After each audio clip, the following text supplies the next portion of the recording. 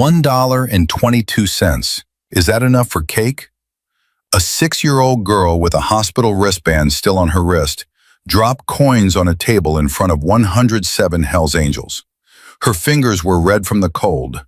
Her jacket was too thin for January. She wasn't begging.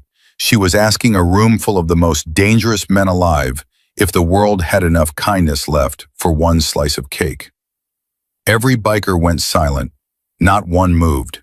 Because that little girl didn't know the man sitting across from her had made a promise to her dead father 6 years ago and broken it. She didn't know the deputy circling outside wanted her to disappear. And she didn't know that $1.22 was about to tear an entire town apart. If this story moves you, subscribe and follow. Comment the city you're watching from. Let me see how far her story travels. The door of Martha's sweet corner didn't swing open. It barely moved, just enough for a child to slip through sideways, like she'd learned a long time ago how to enter rooms without being noticed. Outside, 107 Hell's Angels motorcycles lined the curb and spilled into the parking lot, engines ticking as they cooled in the January cold. The bakery windows had been shaking for 5 minutes straight before the last bike cut its engine. Martha, the owner, had already moved the phone closer to the register. She'd been running this bakery for 31 years. She knew what 100 motorcycles meant. She knew what leather vests and road dust and faces carved out of bad years looked like. She didn't know what a 6-year-old girl with tangled blonde hair and no gloves was doing walking straight toward the biggest table in the room. Lily moved like she had somewhere important to be. Her jacket was too thin. Her fingers were red and cracked from the cold. A paper hospital wristband circled her left wrist, the kind they put on you in the emergency room and forget to cut off when they send you home too early. She didn't look at the bikers the way most people did, with fear or curiosity, or the careful blankness of someone pretending they weren't afraid. She looked at them like she was measuring, like she'd already learned at 6 years old how to read a room before the room could read her. She stopped at the head of the long table. 14 men sat around it, arms like engine blocks, beards that hadn't been trimmed in weeks, rings on every finger, patches that meant things civilians never understood. The man at the head of the table was Garrett, president of the chapter, broad-shouldered, brown hair pushed back, a beard that had gone thick through winter, and eyes that carried the kind of weight you don't put down just because you sit in a bakery. Lily opened her fist. Coins scattered across the wooden table. 2 quarters, 4 dimes, 3 nickels, 7 pennies. They rolled and clinked and settled among coffee cups and calloused hands. "I have $1.22, Lily said. Her voice wasn't begging, it was business. "Is that enough for cake?" The table went silent. Not quiet, silent. The kind of silence that moves outward like a wave. It hit the next table, then the counter, then the kitchen where Martha stood with a tray halfway to the shelf. 107 bikers. Not one of them made a sound. Even the ovens seemed to hold. Garrett looked at the coins, then at the girl, then at the wristband. The last name was printed in black ink on the white plastic. Dawson. His jaw tightened. His hand, which had been resting flat on the table, curled slowly into itself. He knew that name. He pushed the feeling down hard and fast, the way he trained himself to do. He slid the coins back toward Lily gently, like they were something fragile. "What's your name, sweetheart?" "Lily." "How old are you, Lily?" "6. You here by yourself?" Lily nodded. Then she caught herself, fast, like she'd made a mistake. "My mom's here. She can't get up." Garrett didn't look at the men around him. He didn't have to. Every single one of them was already locked in, listening, watching, reading the same thing he was reading. A child who had practiced her story before she walked through that door. He turned toward Martha. "What's the cheapest cake you got?" Martha's hands were shaking slightly. She wiped them on her apron. "A slice of vanilla pound cake, $4.50. Lily flinched at the number. Her fingers moved fast, scrambling the coins back into a pile, pulling them toward the edge of the table like she could protect them from the math. "I can find more," she blurted. "There's a fountain by the pharmacy. Sometimes people throw—" "No." Garrett's voice was steady. Not loud, not sharp, just the kind of firm that a child recognizes as safe before she understands why. He covered the coins with his palm. "You don't have to." He pulled a $20 bill from inside his vest and set it on the table. 2 slices. One here, 1 box to go. Extra napkins. Martha didn't move for a second. Then she picked up the 20 and turned toward the kitchen. And the sound she made when she thought no one could hear was somewhere between a breath and a sob. Lily didn't sit down. She stood at the edge of the table watching everything. The patches on the vests, the heavy boots, the hands, big, scarred, tattooed, wrapped around ceramic mugs. She watched the way a child watches who has learned that hands can be kind or cruel, and there's no way to know which until they move. Garrett crouched slowly, keeping his hands visible. "Where's your mom staying?" Lily tugged at her sleeve, not adjusting it, pulling it down, hiding something. Her face tightened, and for a second she looked like she might bolt. "Pinewood Motor Lodge," she said quietly. "Room 8, by the vending machine." "Is your mom sick?" Lily nodded. "She's hot. She says she's fine." Then, almost to herself, "She's not fine." "Why'd she leave the hospital?" Lily swallowed. The answer came out flat, like she'd heard the words spoken by adults too many times. They said money. A man 3 seats down, bull, a biker with arms like railroad ties and a scar running from his ear to his jaw, set his coffee cup down so carefully it didn't make a sound. He stared at the table like the wood had personally offended him. Martha came back with the cake, a warm slice on a white plate, steam still curling off the top, and a pink box folded tight around the second piece. She set both down in front of Lily without a word, because words would have broken her. Lily stared at the cake, not the way a child stares at something she wants, the way someone stares at something they're afraid will disappear, like cake was a lie she'd fallen for before. She picked up the fork with both hands, took 1 bite, and her shoulders dropped. Not a lot, maybe an inch, and the tension she'd been carrying since she walked through the door released just enough for Garrett to see what was underneath. Not pleasure, relief. That's what broke him. Not the coins, not the wristband, not the name. Relief. Because relief meant this child had been bracing for the possibility that she wouldn't eat today. And that kind of bracing, at 6 years old, meant it had happened before. Garrett gripped the edge of the table under his hand where no one could see. Outside, a patrol car rolled past the bakery, slow, not stopping, not leaving, just circling, the way a predator circles something it hasn't decided to eat yet. Deputy Voss. Garrett clocked the car and said nothing. He turned back to Lily. "Does someone stay with you and your mom?" Lily's fork stopped. Her face changed. Not fear exactly, but something adjacent. Something a child shouldn't know how to feel. "Kyle," she said. The name came out like weather, like something that arrived whether you wanted it or not. Something you couldn't argue with or run from. You just endured it. "Is Kyle a good guy?" Garrett asked. Lily didn't answer. She took another bite of cake, and the way she chewed, slow, eyes down, jaw tight, told Garrett everything her mouth wouldn't. Raven, sitting 2 seats to Garrett's right, caught his eye. She was the club's sharpest mind, brown eyes that missed nothing, dark brown hair pulled tight, hands that could strip an engine or read a legal document with equal precision. She gave him the smallest nod. She'd read it too. The bakery door opened again. This time the cold came in with it. Deputy Voss walked in like he owned the room. Early 30s, clean uniform pressed to perfection, blonde hair slicked back, and a smile that had been carefully constructed to look friendly. It was the kind of smile that worked on people who didn't look too closely. But if you watched his eyes, blue, bright, completely still, the smile never arrived there. He scanned the room the way a man scans a room when he's already decided everyone in it is beneath him. His gaze moved from table to table, counting vests, reading patches, cataloging faces. Then it stopped on the long table.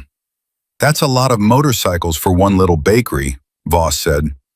Garrett stood, not fast, not threatening, just stood, the way a man stands when he wants another man to understand that sitting was a choice, not a position. "We're eating." Voss smiled wider. "Big appetites." He looked at the chair where Lily had been sitting. She'd moved, silently without being told, to a corner by the window, clutching the pink cake box against her chest. Like she'd done this before, like she knew when it was time to become small. "Kid just leave?" Voss asked. "Yeah. And you fed her?" "She asked for cake." Voss tilted his head, the way a dog tilts its head when it hears a sound it wants to identify. "That's generous of you, feeding strange kids." "She's 6, Garrett said. "She was hungry." Voss took 2 slow steps closer to the table. Every biker in the room tracked the movement. Not one of them shifted. Not one of them looked away. The air in the bakery changed the way air changes before a storm. The pressure drops and you can feel it in your teeth. "That girl's under my watch," Voss said. "Her mom's complicated. Kyle doesn't like strangers getting involved." "Kyle who?" Voss's smile thinned. "Not by much, just enough." "Kyle, that's all you need." Garrett let the silence stretch. Then, when a deputy knows an abuser by first name, that's not protection, that's partnership. Voss's eyes went flat. The smile didn't change, but everything behind it did. "You're passing through. Spend money, eat cake, ride out. Don't follow kids to motels. Don't knock on doors. Don't make my day messy." "If a 6-year-old is counting change for cake," Garrett said, "your day is already messy." The words hung in the air between them. Every biker heard them. Martha heard them from behind the counter. The woman in the corner booth, black coffee untouched, face angled away from everyone, heard them. And Voss heard them in the exact way Garrett intended, as an accusation wrapped in a fact. Voss leaned in close enough that Garrett could smell the aftershave. Expensive. Wrong for a deputy's salary. "Don't follow her," Voss said quietly. "Why?" "Because I said so." He straightened up, adjusted his belt, and walked out. The door closed behind him. The patrol car pulled away from the curb, unhurried, deliberate, like it wanted to be watched leaving. For 3 seconds, nobody spoke. Then the woman in the corner booth stood. She picked up her coffee, still full, still black, still untouched, set $2 on the table, and walked out the side door. She didn't look at anyone. She moved like a woman who had spent years making sure her face wasn't the thing people remembered. Martha came around the counter. Her face was pale. Her hands were clenched in her apron. "You heard what he said," she whispered, not to Garrett, to the room. "He's going to take it out on that girl. He always does. Someone says something, someone pushes back, and then it's quiet for a week, and that woman shows up at the pharmacy with new bruises, and the child stops talking for a month. I've watched it for 2 years. 2 years. And nobody—" Her voice cracked. She pressed her fist to her mouth and held it there until she could speak again. "Nobody does a damn thing." Garrett picked up his jacket from the back of the chair. He looked at Raven. 2 bikes, quiet, no pack. Bull started to stand. "I'm coming." "No." Garrett's voice cut clean. "We go loud, he has a reason. We go quiet, he has a problem." Raven was already zipping her jacket. "Pinewood Motor Lodge, room 8. "Room 8? Martha grabbed Garrett's arm as he passed the counter. Her grip was stronger than he expected. "That girl came in here with $1.22 and asked for cake like she was asking permission to exist. You understand me? She wasn't asking for cake. She was asking if anyone in this world was going to be kind to her." Garrett looked at Martha's hand on his arm, then at her face, then at the door. I understand, he said. They walked out. The January air hit like a wall. Raven straddled her bike and waited. Garrett sat on his, hands on the grips, and didn't turn the key. That name, Raven said. She didn't ask it as a question. Yeah, Dawson. Yeah, Dean's family. Garrett's hands tightened on the grips. Dean Dawson, a man who rode with them, a man who laughed louder than his engine and loved harder than he fought, and died on a Tuesday afternoon in a way that shouldn't have happened to anyone, let alone a man with a wife and a baby he'd held exactly 19 days. Dean had pulled Garrett aside 3 weeks before he died. They were standing in a parking lot behind a gas station in the dark, and Dean's face was different that night, serious in a way that didn't fit him. If something happens to me, Dean said, look after them, Sarah and the baby. Promise me. Garrett promised, and then Dean died. And then the grief hit the club like a freight train. And then Sarah disappeared, moved, changed her number, dropped off every radar they had. Garrett told himself he tried to find her. He told himself the trail went cold. But the truth, the real truth, the kind he only admitted to himself at 3 a.m. when the road was empty and the engine was the only thing talking, was that he stopped looking. He stopped looking because looking meant remembering, and remembering meant feeling, and feeling meant admitting that he let a dead man down. Now that dead man's daughter was walking into bakeries with $1.22 and a hospital wristband, asking strangers if kindness was affordable. Garrett turned the key. The engine caught. We're not leaving tonight, he said. Raven pulled her helmet on. I know. They rode toward the Pinewood Motor Lodge. 2 bikes, no pack, just the sound of engines in the cold, and the weight of a promise that had been broken for 6 years, finally demanding to be kept. At the motel, the neon sign buzzed and sputtered above them. Garrett killed his engine and sat in the parking lot, staring at the row of doors. Room 8, right where Lily said, next to a vending machine that hummed and clicked like it was trying to stay alive. And then he saw her, Lily, standing at the door, cake box pressed against her chest with one arm, the other hand swiping a key card with fingers that shook so badly the card kept slipping. Red light. Click. Red light again. Raven stopped 3 steps away. Didn't crowd her. Didn't touch her. Just spoke, calm and clear. Try it slower, honey. Lily didn't look up. She swiped again. Slower this time. Green light. The lock clicked open. The door swung inward, and what came out wasn't warmth. It was the thick, stale heat of a space heater running in a closed room for too long. The kind of heat that doesn't comfort, just suffocates. Sarah Dawson stood in the doorframe. She wasn't standing so much as leaning, one hand gripping the frame, the other pressed flat against the wall, holding herself upright through sheer stubbornness. She was young, but sickness had stolen years from her face. Brown hair pulled into a knot that was falling apart, flushed cheeks, eyes glassy with fever, a hospital wristband on her wrist. Today's date.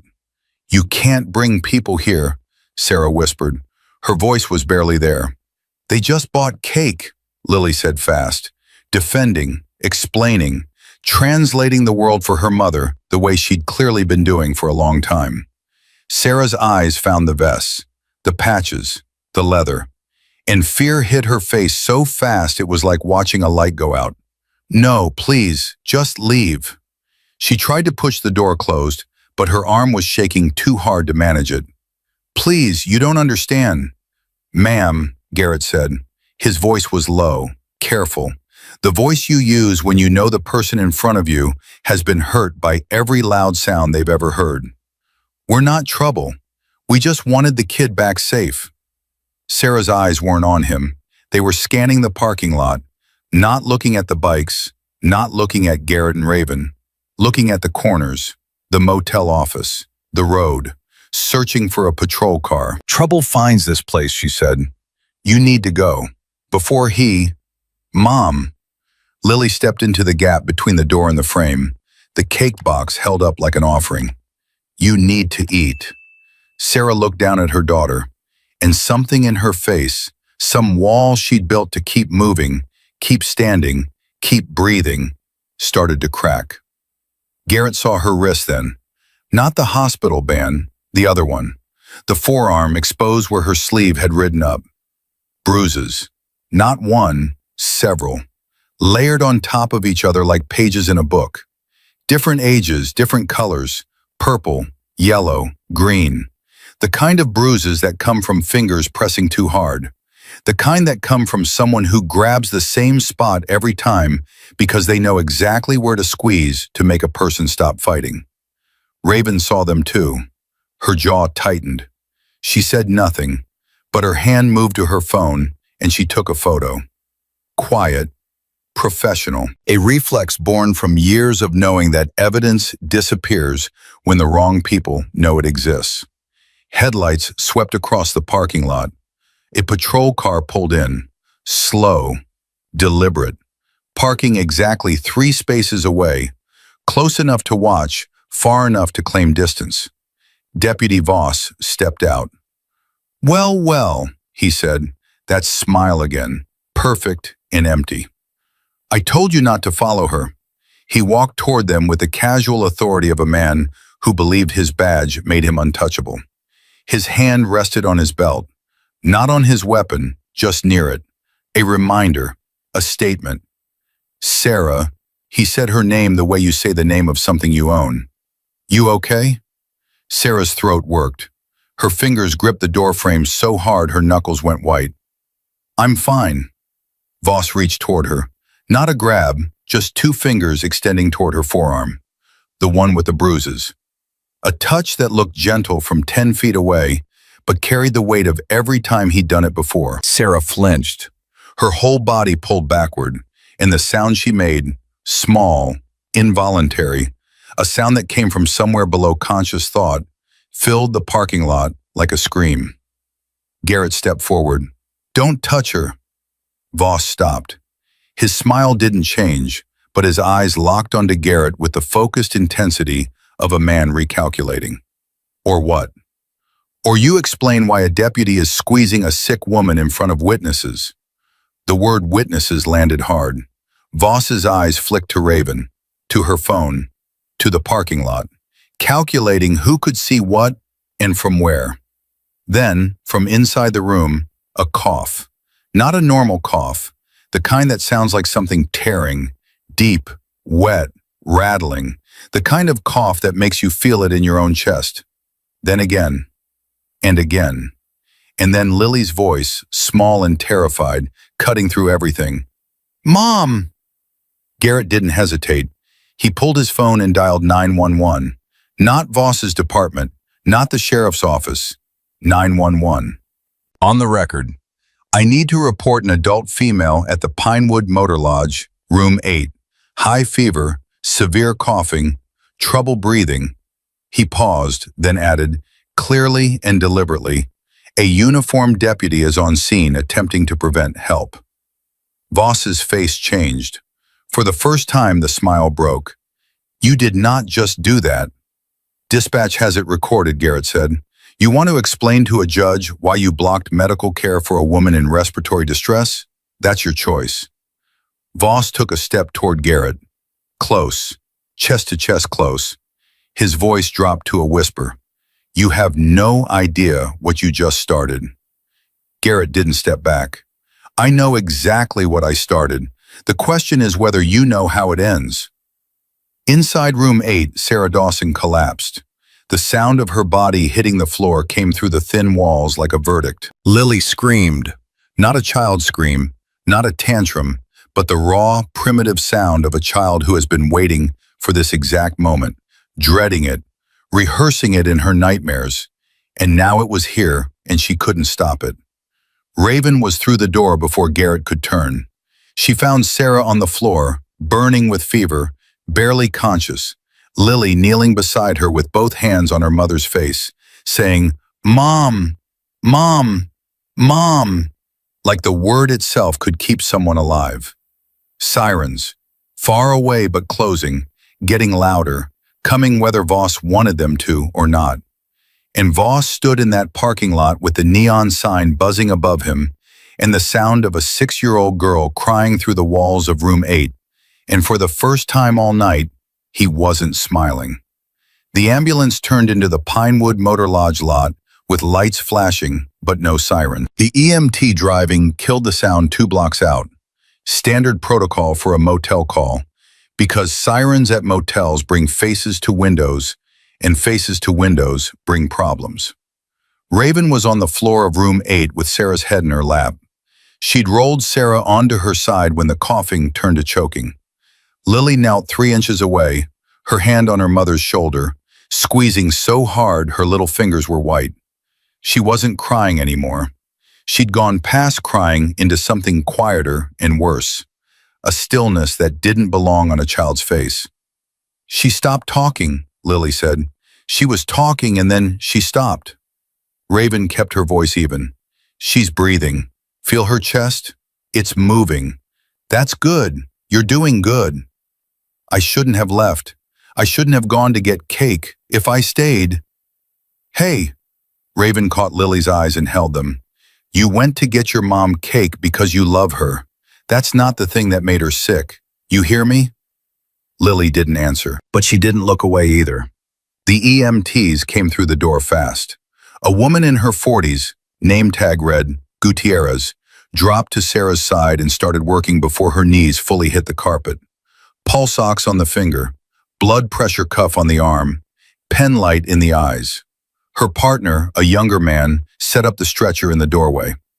How long has she been febrile? Gutierrez asked. I don't know, Raven said. The child says she's been hot. There's a hospital wristband from today. Looks like she was discharged and came straight here. Gutierrez read the wristband. Her face tightened.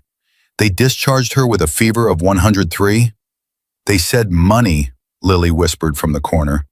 Gutierrez looked at the child. Then she looked at the wristband again.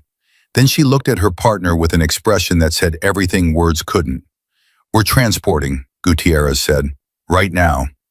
Outside, Voss stepped into the doorway. He filled it the way a man fills a doorway when he wants everyone inside to remember he controls the exit. Hold on, Voss said. She refused transport earlier today. That's on record. Gutierrez didn't look up from Sarah's vitals. I don't care what's on a record from 8 hours ago. I care about the woman on this floor right now who can't maintain her own airway. Step back. I'm law enforcement, and I'm medical. You're not trained to read a pulse ox. You're not trained to assess respiratory function. You're standing in my workspace, and my patient is deteriorating. Step back. Voss didn't move. He put his hands on his belt and widened his stance, blocking the doorway completely. The woman has a history of non-compliance. She left the hospital against medical advice. I'm not letting you transport someone who's going to refuse care and waste county resources. Gutierrez finally looked up. Her eyes were steady and completely unafraid. You're not letting me? Deputy, I have a patient in respiratory distress with a fever over 103, altered consciousness, and a dependent minor present. If you physically prevent me from transporting this patient and she dies, you will be charged. Not investigated, charged. Now move or become part of my report. The younger EMT had his phone out, recording. Voss clocked it. His jaw worked. The calculation behind his eyes was visible. The math of what he could control versus what was already beyond his reach. He stepped aside. One step, just enough. Gutierrez and her partner lifted Sarah onto the stretcher. Sarah's eyes opened halfway, glassy, confused, searching. She found Lily. Her hand reached out, trembling, and Lily grabbed it. Baby, Sarah rasped. Baby, I'm sorry. Don't talk, Mom, just breathe. I'm sorry I got sick. I'm sorry I can't. Mom, please, just breathe. Voss cut in. The child stays with me. Lily's hand tightened on her mother's. The grip was so fierce that Gutierrez noticed and paused. No, Lily whispered. Not loud. Not dramatic, just a word spoken by a child who knew exactly what that sentence meant. Sarah's eyes found Voss. Even through the fever, even through the fog, something sharp and desperate broke through. She stays with me. Her voice cracked on every word, but she forced them out like each one cost her a year. She stays with me, not him, not him. Voss's face didn't change. That was the terrifying part. A woman was begging not to have her child taken by this man, and his expression stayed exactly the same. Pleasant, professional, patient. Like he'd heard this before, and it had never once mattered. Sarah, you're not in a condition to make decisions about. She's conscious and she's the legal guardian, Gutierrez said. The child rides with the patient. That's policy and that's law. Unless you have a court order, the minor stays with her mother. I have protective custody authority. Show me the paperwork. Voss's mouth opened. Nothing came out for half a second. Then, it's in process. In process isn't a document. In process is a sentence. My patient is leaving now, and her daughter is coming with her. They wheeled Sarah out. Lily walked beside the stretcher, one hand gripping the rail, the other clutching the pink cake box. She hadn't let go of it since the bakery. The box was crushed on one corner now, bent from being pressed against her chest through everything that had happened. But she held it like it was the last solid thing in a world that kept shifting under her feet. At the ambulance doors, Sarah's hand shot out and caught Garrett's wrist. He'd been standing 3 steps back, close enough to see everything, far enough to not be in the way. Her grip was weak, but her eyes weren't. "Thank you," she rasped. Then the cough hit, deep, tearing, the kind that bends your whole body, and she had to turn away. But her fingers didn't let go of his wrist until Gutierrez gently separated them. The ambulance doors closed. Lily's face appeared in the small window, pale and wide-eyed, watching Garrett through the glass as the vehicle pulled away. Voss stood in the parking lot, watching the ambulance shrink. His smile was gone. What replaced it was worse. Nothing. A blank face doing blank math. "You happy?" Voss said without looking at Garrett. "I'm happy she's alive. This isn't over." "It never is," Raven said, "with people like you." Voss turned. He looked at Raven the way a man looks at a woman when he's deciding whether she's a threat or an inconvenience. Raven didn't flinch. She held his gaze the way you hold a live wire, carefully, deliberately, without blinking. Voss got in his patrol car. He didn't peel out. He didn't slam anything. He pulled away slowly, deliberately, like a man who wanted you to know he was choosing to leave and could choose differently at any time. Garrett and Raven followed the ambulance to County Hospital. They didn't chase it. They drove 5 under the speed limit, keeping the taillights in view, because this wasn't about speed. This was about making sure a woman and a child arrived where they were supposed to arrive, and nobody redirected them on the way. At the hospital, they parked and removed their vests before walking through the doors. Underneath, they looked like ordinary people. That was the point. 2 bikers attract attention. 2 people in jeans and dark jackets are invisible. Sarah was taken straight to the ER. Lily sat in a plastic chair in the waiting area, feet not touching the floor, cake box on her lap. A nurse brought her a juice box. Lily held it but didn't drink. She stared at the double doors where they'd taken her mother, and she didn't look away. Garrett sat 4 chairs down. Not next to her, not across from her. 4 chairs. Close enough to matter, far enough to not crowd. Raven sat 1 seat from the wall, pretending to read a magazine that was 6 months old. 20 minutes passed. Then Voss walked through the front doors of the hospital. He didn't come in fast. He came in with purpose. Badge visible, shoulders back, the walk of a man who expected every door in the building to open because of what he wore on his chest. He went straight to the nurse's station. "Deputy Voss, County Sheriff's Office. I'm here regarding a minor, Lily Dawson. I'm assuming custody." The nurse behind the desk, young, maybe 25, clearly new, looked at him with the automatic deference most people give a uniform. Let me get the social worker. I don't need a social worker. I have protective custody authority. The child's mother is incapacitated. I'm the designated emergency contact. The nurse hesitated. She looked at Lily in the waiting area. She looked at Voss. She started typing. Garrett stood and walked to the nurse's station. Calm, unhurried. Excuse me, before anyone moves that child, I'd like to see the court order. Voss turned. The smile came back. This is a law enforcement matter. You have no standing here. You're right, I'm nobody. But hospital policy requires a court order to release a minor to law enforcement when the legal guardian is present and hasn't signed a release. The mother is here. She hasn't signed anything. So you need paper with a judge's name on it. Voss produced a document from inside his jacket. He unfolded it and handed it to the nurse. Emergency protective custody, signed this morning. Garrett didn't touch the document. He didn't have to. Raven was already at his shoulder, reading upside down, the way she trained herself to do in a dozen situations exactly like this. That's signed by a magistrate, Raven said, not a juvenile court judge. In this state, emergency protective custody of a minor requires a juvenile court order. A magistrate's signature on this form has the same legal weight as mine. The nurse looked at the document, then at Voss, then at Raven. She picked up the phone and dialed. Voss's jaw tightened. Who are you calling? The social worker on duty. I said I don't need. Sir, I'm following hospital protocol. Please wait. Ms. Calloway arrived 4 minutes later. Social worker, mid-40s, reading glasses pushed up on her head, a lanyard around her neck heavy with ID badges and keys. She looked at the document Voss had presented, and her eyebrows rose 1/2 inch. This isn't the correct form, she said. It's what was available on short notice, Voss replied. Short notice is exactly why we have procedures, Deputy.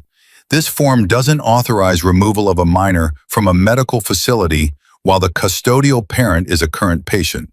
I can't release this child to you. Voss leaned over the counter. That woman in there can't take care of herself. She can't take care of a child.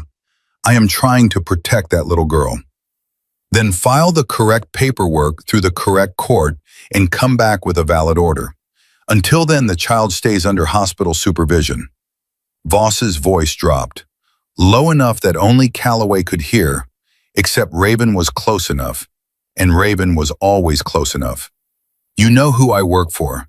You know what happens to people in this county who make my job difficult. File your notes however you want, but that child is leaving with me tonight. Calloway's face went pale. Her hand trembled as she straightened the papers on the counter, but her voice held. Not without a court order, she isn't. Voss straightened. He smiled at her, the same smile, the same empty performance, and walked toward the waiting area. He sat down 3 chairs from Lily, not touching her, not speaking to her, just sitting, present, claiming space, telling everyone in the room that he was patient, and patience, in a man like him, was the most dangerous thing of all. Lily saw him sit down. She pulled the cake box tighter against her chest. Her feet, which had been dangling, pulled up under the chair. She made herself as small as she could. Garrett's phone buzzed. A text from Rita, the club's legal contact. He'd sent her the details while Voss was arguing at the nurse's station. Rita's response was 3 lines. Hospital Policy, Section 14.3, no minor released to LE without court order or documented imminent danger. Patient advocate name is Lewis. Demand him by name. Garrett went back to the nurse's station. I need to speak with the patient advocate. Lewis. The nurse paged him. 3 minutes later, a man in his 50s with a tired face and a badge that read, Patient Advocate, D. Lewis, appeared from a side corridor. What's the situation? Garrett laid it out. Facts only. No emotion, no opinion, no adjectives. A sick woman transported by EMS, a dependent minor, a deputy attempting to remove the child without a valid court order, a social worker who denied the request. The deputy was currently sitting 3 chairs from the child in the waiting area. Lewis listened. Then he walked to the waiting area, looked at Voss, looked at Lily, and came back. "I'll station a nurse with the child," Lewis said. "The deputy is welcome to wait, but the child doesn't leave this facility unless her mother authorizes it or a valid court order is presented. That's not negotiable." For the next hour, the hospital became a chessboard. Voss made phone calls. He spoke to someone at the sheriff's office. He spoke to someone Garrett couldn't identify. He pressured the nursing supervisor, a woman who looked like she wanted to be anywhere else on earth. He pressured the night administrator, a man in a wrinkled shirt who'd clearly been called in from home and didn't appreciate it. Each time the answer held: no court order, no release. Then Voss changed tactics. He stepped outside. 10 minutes later, a post appeared on the county sheriff's official social media page. Garrett saw it because Rita was monitoring. The post read, "Deputy responding to report of suspicious bikers harassing a vulnerable mother and child. Situation under control. Public urged to report any suspicious motorcycle activity in the area." Raven read it over Garrett's shoulder. "He's building a narrative." "He's been building one for a long time," Garrett said. "We just walked into the middle of it." At 11:47 p.m., the ER doctor came through the double doors. Young, exhausted, still wearing gloves he'd forgotten to remove. He asked for the family representative. Garrett stepped forward. The doctor looked at him, clearly uncertain. "Are you family?" "I'm the closest thing she has right now." The doctor hesitated, then spoke. "Sarah Dawson is in critical condition, severe pneumonia, both lungs, possible sepsis. We're intubating. She can't speak. She can't make medical decisions. We need a healthcare proxy or next of kin. Her daughter is 6. I know, that's the problem." The doctor rubbed his face. "Without a proxy, the hospital makes decisions based on standard of care. But custody of the minor, that's a legal question I can't answer from an exam room." Lily appeared at Garrett's elbow. She'd slipped past the nurse somehow, quiet as a ghost, the way she always moved. "Is my mom going to die?" The doctor looked at her. He opened his mouth, closed it, and crouched down. "Your mom is very sick, but we're helping her. We have medicine and machines that are breathing for her right now." "Machines are breathing for her?" "Yes. So she can't breathe by herself?" The doctor's face broke for a half second before he rebuilt it. "Not right now, but we're working on it." Lily nodded slowly, processing, absorbing, filing the information the way children do when they've learned that adults don't always tell the truth, and the only way to know what's real is to listen to exactly what they say and nothing more. She turned and walked back to her chair. She sat down, put the cake box on her lap, and folded her hands over it. Garrett watched her go. Then he turned to Raven. "He's going to try again. While she's intubated, while nobody can speak for her, he's going to come back with better paper." "I know. We need something he can't outrank." Raven pulled out her phone and called Rita. The conversation lasted 45 seconds. Rita had already anticipated the problem. She was drafting an emergency petition to appoint a temporary guardian ad litem for the minor. She needed a sympathetic judge. "Where do we find a judge at midnight?" Garrett asked. The answer came from somewhere he didn't expect. The woman from the bakery, the one with the untouched coffee, the one who'd slipped out the side door without letting anyone see her face, was standing at the hospital coffee kiosk 15 feet away. She set down her cup, reached into her coat pocket, and slid a business card under the sugar packets. Then she turned and walked toward the elevator. She didn't look at them. She didn't speak. She was gone before the elevator doors fully opened. Raven picked up the card. No name on the front, just an embossed seal and a phone number handwritten in blue ink. Garrett dialed it. The voice that answered was professional, calm, and precise. A woman who was used to speaking and being listened to. "You're calling about Lily Dawson," the voice said, not a question. "How do you know that?" Because I've been waiting for this call for 2 years. Listen to me carefully. Do not confront Deputy Voss. Do not engage with the sheriff's office. Keep the child inside the hospital under medical supervision. Request the nursing supervisor and the patient advocate by name.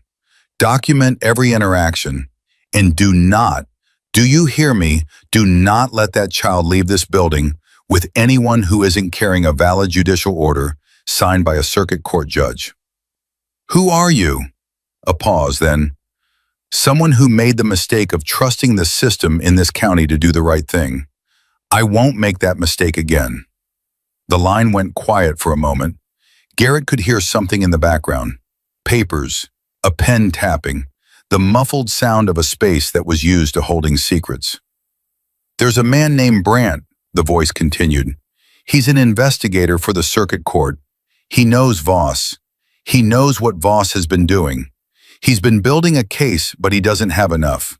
What you have, the 911 call, the EMT confrontation, the attempted custody grab with invalid paperwork, that's what he needs. Get it to him. How do I reach Brandt? You don't reach Brandt. He reaches you. Just stay in that hospital, keep the child safe, and stop Voss from creating a paper trail that makes him the hero of this story. The line went dead. Garrett stared at the phone, then at Raven, then at the waiting area where Voss was sitting 3 chairs from Lily, his legs crossed, his hands folded, his smile aimed at the ceiling like a man who had all the time in the world. And Lily sat with the cake box on her lap, her feet pulled up, her hospital wristband catching the fluorescent light every time she breathed, watching the double doors where her mother had disappeared, waiting for someone to come out and tell her the truth. Not the kind adults tell children, the real kind.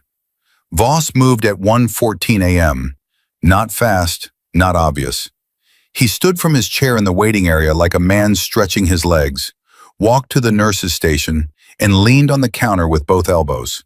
Casual, friendly, the kind of body language that made people lower their guard because it looked like he was giving up. Long night, he said to the nurse. You guys got coffee anywhere? The nurse pointed toward the kiosk near the elevator. Voss thanked her. He walked toward the kiosk. He passed it. He kept walking, down the corridor toward the east wing, and pulled out his phone. Raven saw it. She nudged Garrett. He's not getting coffee. Garrett stood. Stay with Lily. He followed Voss at a distance, not close enough to be noticed, close enough to watch. Voss stopped at a fire alarm panel near the radiology wing. He didn't pull it. He opened the panel cover, looked at the wiring, and closed it again. Then he walked back toward the waiting area, whistling. Garrett returned to Raven. He looked at the fire alarm panel near radiology. Why? Because he's going to use it. They had 11 minutes. At 1:22 a.m., a single fire alarm chirped in the east wing. Not the full building system, not the evacuation protocol that would flood corridors with staff and patients. Just one unit, one chirp, repeating every 8 seconds, enough to pull security toward the sound, enough to make nurses turn their heads and reach for radios, enough to create a 15-second window where nobody was watching the waiting area. 15 seconds was all Voss needed. He crossed the waiting room in 4 strides. His hand landed on Lily's shoulder. Not hard, not rough, just a steady, downward pressure that Lily's body recognized before her mind could catch up. She flinched. Her shoulders caved inward. Her fingers tightened on the cake box. Come on, sweetheart, Voss said. Your mom wants to see you.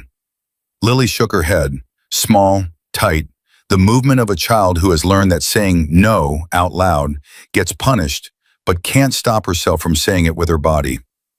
She's asking for you, Lily. She woke up and she's asking for you.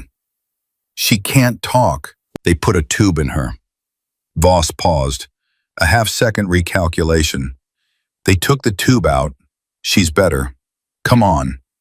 He guided her not toward the ICU wing where Sarah actually was, but toward the side corridor near radiology, the one with the fire alarm still chirping, the one that led to a staff exit in the parking lot beyond. Miss Calloway saw them from the far end of the hallway. She took 3 steps forward, then stopped. She looked back at the nurse's station, at the supervisor who was on the phone dealing with the alarm, at the security guard walking the opposite direction. She looked at Voss, in uniform, with his badge catching the fluorescent light, walking a child down a corridor like he had every right to be there, and she froze. Not because she didn't know what was happening, because she did know, and knowing meant choosing, between a deputy with the full weight of the county behind him and a 6-year-old girl who couldn't fight back. Calloway's hands trembled at her sides. Her mouth opened. Nothing came out. She turned and looked over her shoulder one more time, begging with her eyes for someone to stop it so she wouldn't have to. Nobody did.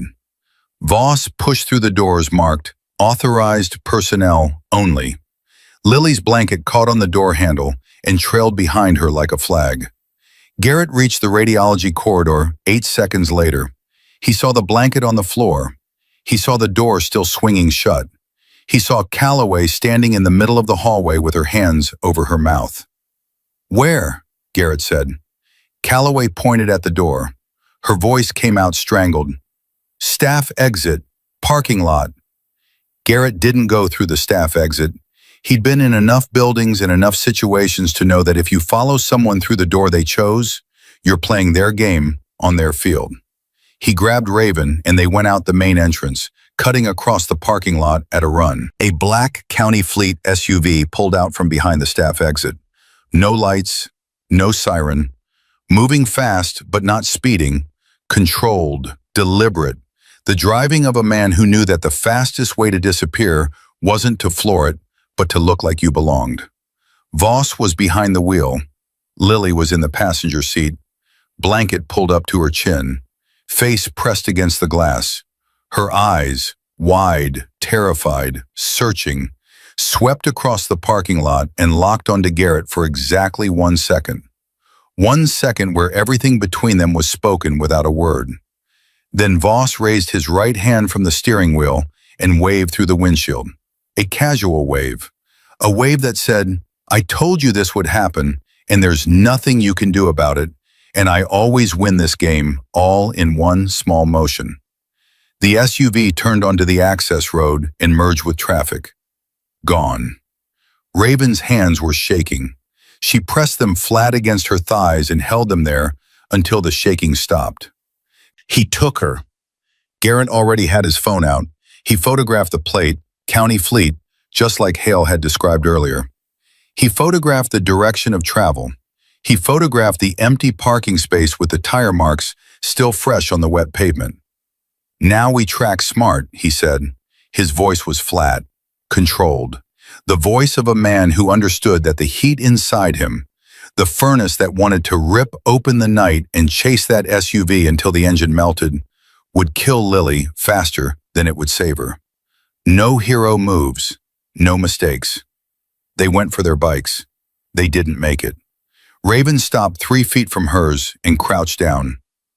"Garrett," her voice changed, sharp, dangerous. "Look at this." A nick in the brake line. Small, precise, almost invisible unless you knew what you were looking for. Done with a knife or a razor blade. Not enough to cut the brakes immediately, enough to fail at speed. Enough to kill you on a curve. Garrett checked his bike. Same thing, same cut, same precision. "He did this while we were inside," Raven said. "He was never waiting. He was preparing." Garrett straightened. His hands were fists. Every part of him wanted to hit something.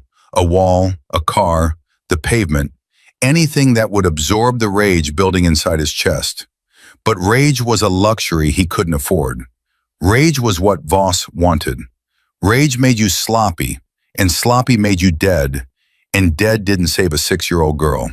He called Rita. "We need a car, now. Our bikes are sabotaged."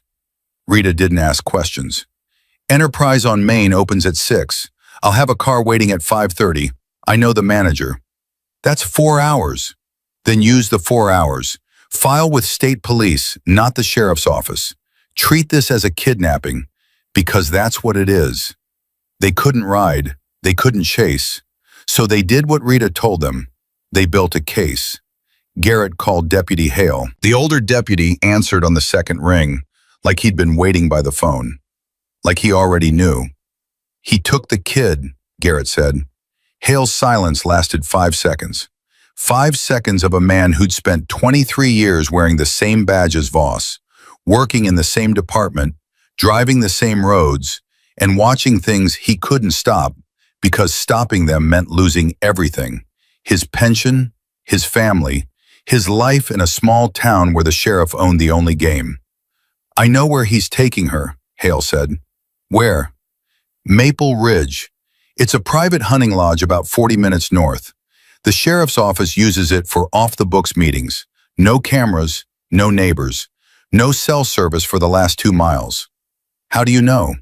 Because I've driven out there 3 times in the last year to drop off supplies. And twice I saw that SUV parked out front with a woman's coat on the passenger seat and a child's shoes by the door. Garrett's stomach turned. Not nausea, something deeper. The feeling of a picture coming into focus that you never wanted to see clearly. Deputy, why didn't you report this? Hale's breathing was ragged. Report it to who? The sheriff? Tate's been covering for Voss since the day he hired him. Internal Affairs? There are 2 guys in an office who answer to Tate. State Police? I tried. I called once, 3 months ago. They said they'd look into it. Nothing happened. I called again 6 weeks later. Different person, same answer. Nothing happened. You know what I think? I think Voss has someone in the state police too. Or the sheriff does. Or someone above both of them decided this wasn't worth the trouble. It's worth the trouble now. I know it is. That's why I'm calling you back. Don't ride in there, Garrett. You go to Maple Ridge with bikes and leather and Hell's Angels patches. Voss has a reason to shoot and a story to sell. He'll say you were trespassing, threatening, dangerous, and then that little girl becomes a witness that nobody wants talking. So what do? You go to the state police barracks on Route 9. You walk in the front door. You ask for the duty sergeant. You tell them everything. You bring everything. The plate photo, the video from the hospital, the 911 recording, the witness statements. You make it impossible for anyone to look away. Garrett hung up and started making calls. Martha at the bakery, she was still awake, hadn't slept, couldn't sleep. She gave her statement in a rush of words that tumbled over each other, shaking with anger and guilt. The motel manager at Pinewood, a man named Dell, who initially didn't want to talk and then couldn't stop talking once he started. He'd seen Voss at the motel 7 times in 6 months. He'd seen the bruises. He'd heard the crying through the walls. He'd done nothing because Voss told him his business license was up for renewal, and renewals could be complicated. Everyone was scared. Everyone talked anyway. At 5:30 a.m., Garrett and Raven picked up the rental car. They drove to the state police barracks on Route 9. The building was plain, institutional, lit by buzzing fluorescents that made everything look like it was happening underwater.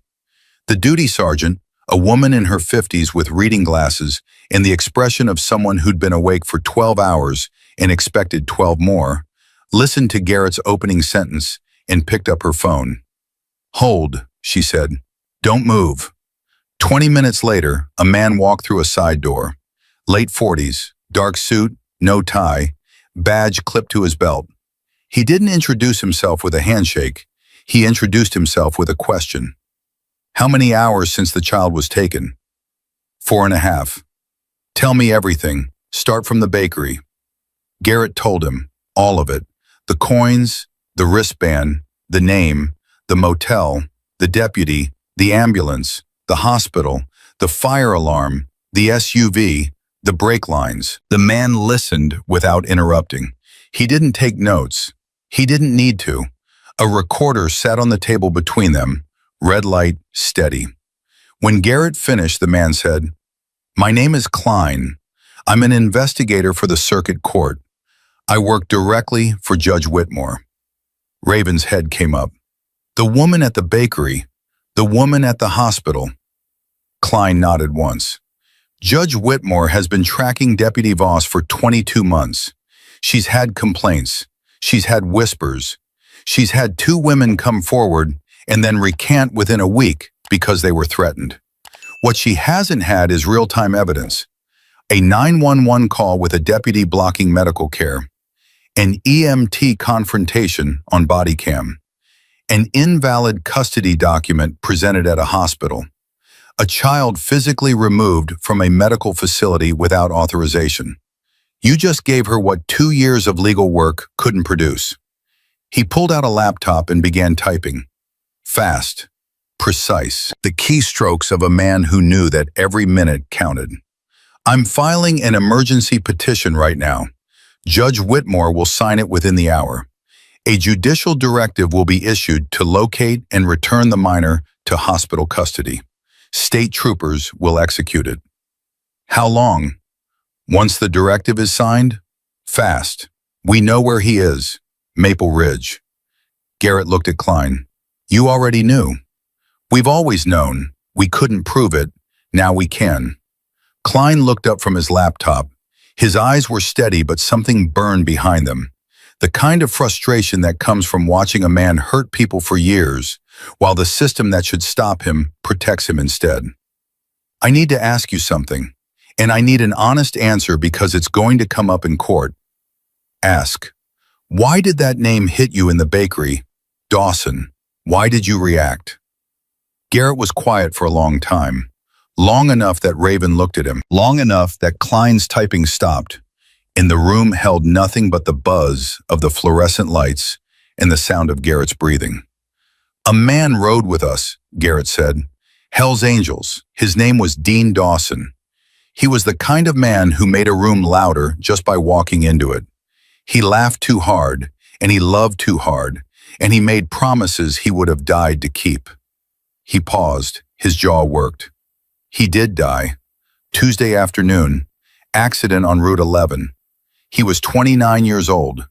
He had a wife named Sarah and a baby girl he'd held for 19 days. Klein waited. 3 weeks before he died, Dean pulled me aside and asked me to promise something.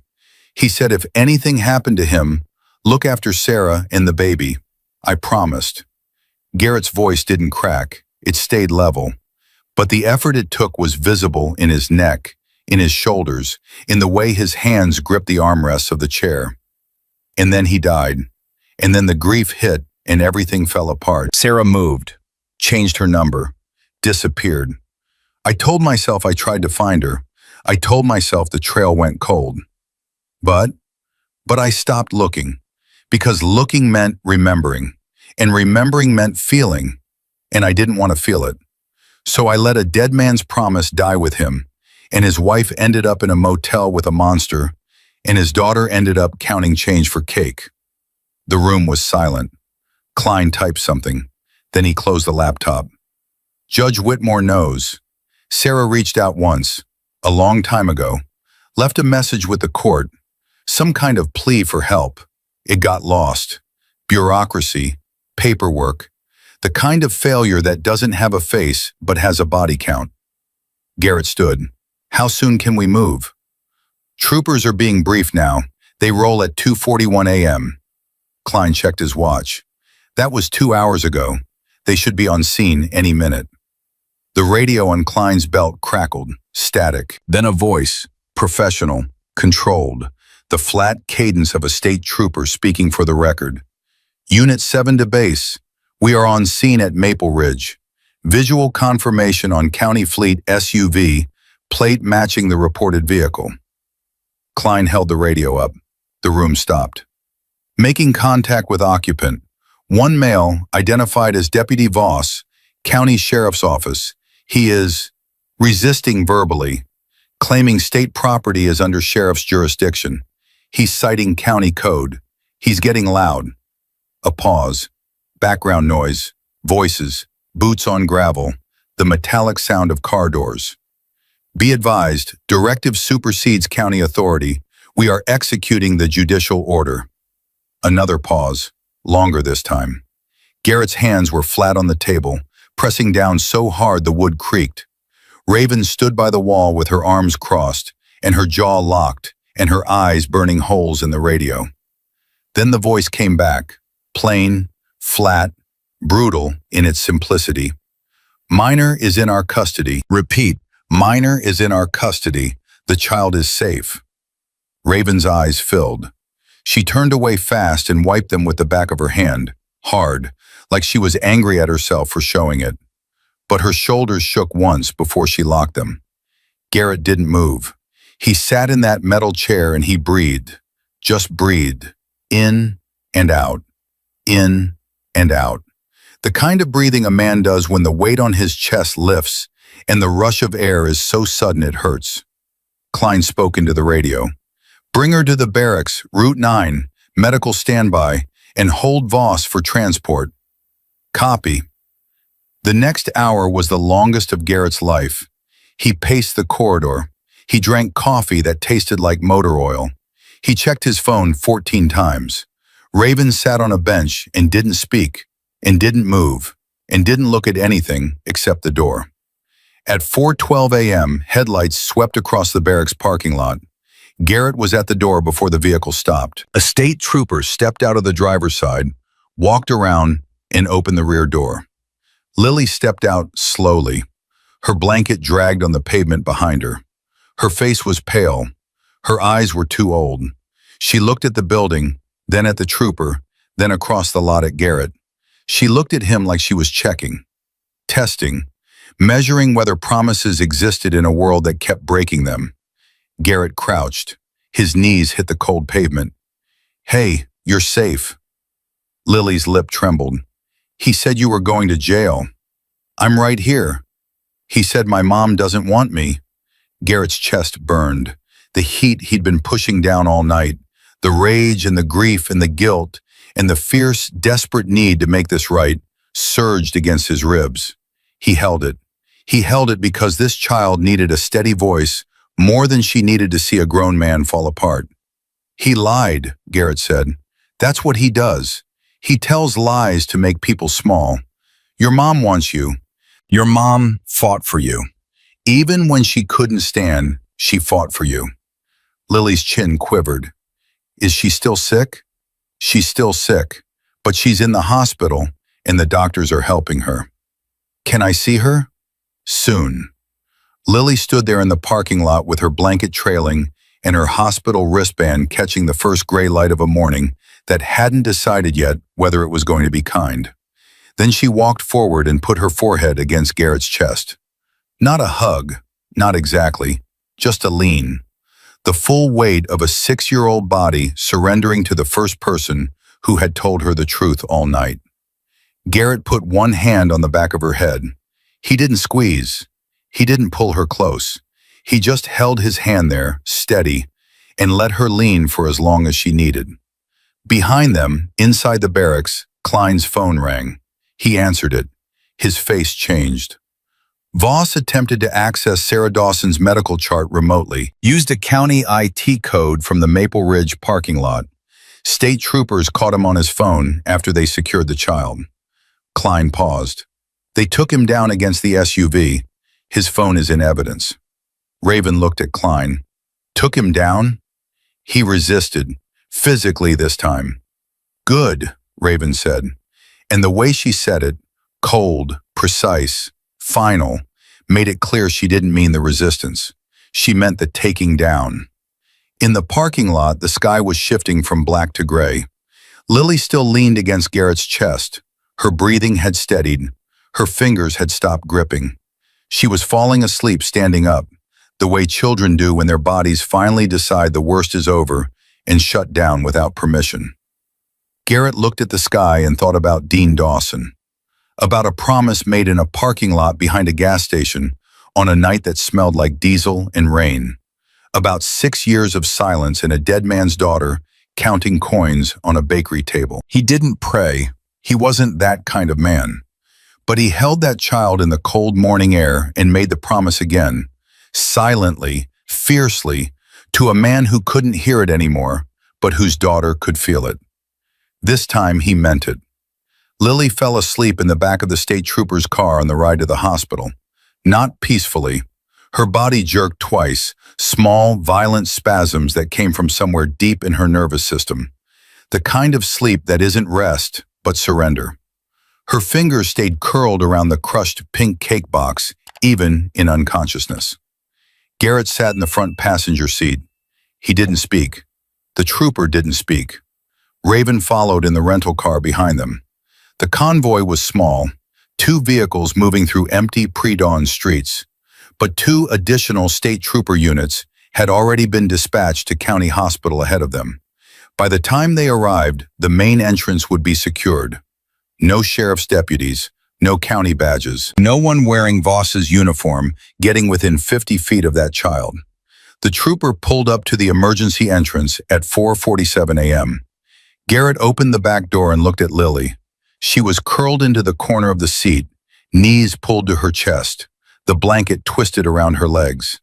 The cake box was pressed between her body and the door.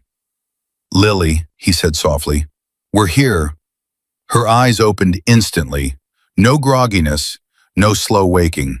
She went from asleep to alert in a single heartbeat, the way children learn to wake when sleep has never been safe. "Hospital?" she asked. "Hospital. Your mom's here." Lily sat up and looked through the window at the building. Her face was unreadable, not because she wasn't feeling anything, because she was feeling everything and had learned, at 6 years old, that showing it made things worse. She climbed out of the car on her own. She didn't reach for Garrett's hand. She didn't reach for anyone. She stood on the pavement with her blanket dragging and her cake box clutched, and she walked toward the doors like a soldier walking back to a post she never wanted to leave in the first place. Inside, 2 state troopers flanked the entrance. They nodded at the escort trooper. One of them crouched as Lily passed and said, "Hey there, you hungry?" Lily didn't stop walking. "I want to see my mom." The trooper looked at Garrett.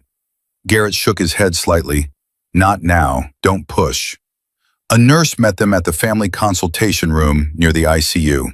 She was older, gray-haired, the kind of nurse who'd worked overnight shifts for 20 years and had stopped pretending that her job didn't break her heart on a regular basis. She knelt in front of Lily.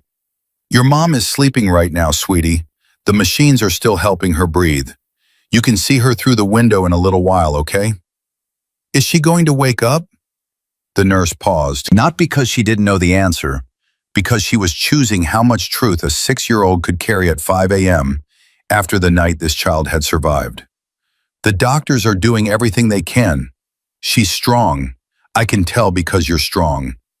Lily looked at the nurse with an expression that was decades too old for her face. People say that when they don't know. The nurse blinked.